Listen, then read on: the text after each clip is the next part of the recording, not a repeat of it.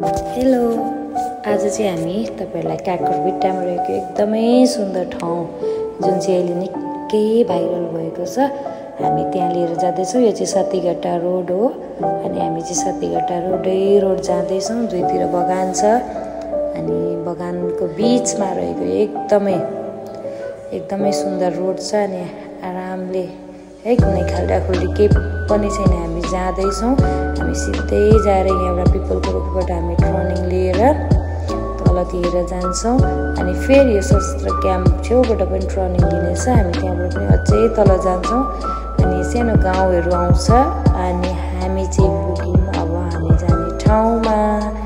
यो चाहिँ चौरी बीचबाट हामी जाँदैछौँ। पर चाहिँ त्यो फुलहरू फुलेको तपाईहरुले देख्नुहुँदैछ, यति राम्रो छ, एकदमै राम्ररी फुलहरू फुलेको छ अनि ठुलो ग्राउन्ड छ। वरिपरि चाहिँ एकदमै ठुलो हरियो ग्राउन्ड छ।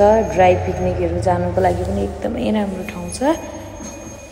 रोडको अर्कोपट्टि चाहिँ गाउँहरू छ भने एक साइडमा चाहिँ यसरी बगान छ अनि बगानको बीचमा रोपेको यो रुखहरूमा चाहिँ फुलहरू फुलेको छ यसरी। अनि हामी चाहिँ 12 बजीको मध्य घाममा पुगेको थियौँ। हामी बाइकमा गएको थियौँ दुईजना। हेर्न सक्नुहुन्छ फुलहरू यति राम्रो फुलेको छ अनि यहाँ चाहिँ मैले भिडियो बनाएँ,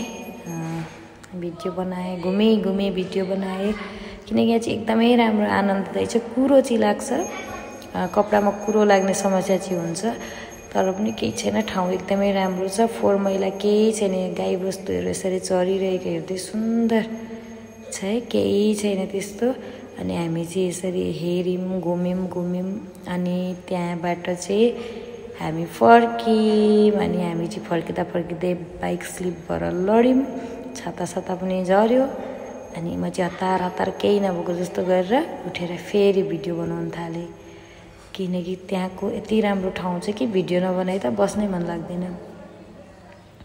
अनि भिडियो बनाएर हामी फेरि फर्क्यौँ घर। Thank you.